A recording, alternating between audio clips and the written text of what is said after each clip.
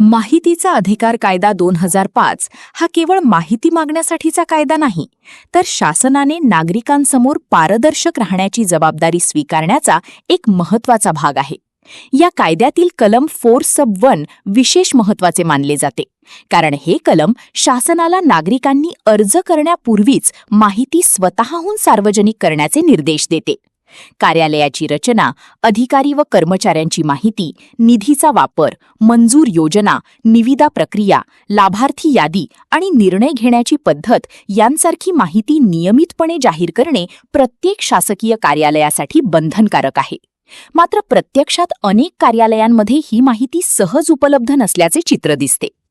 आज अनेक नागरिक साधी माहिती मिळवण्यासाठी RTI अर्ज करतात, महिनोमहिने उत्तराची वाट पाहतात आणि अनेकदा अपीलपर्यंत जावे लागते.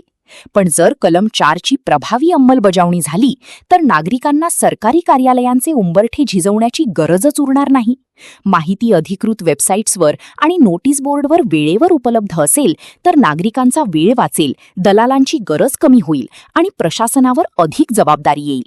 पारदर्शकतेमुळे लोकांचा शासनावरील विश्वासही वाढू शकतो. भ्रष्टाचार रोखण्यासाठी देखील कलम 4 अत्यंत प्रभावी ठरू शकते.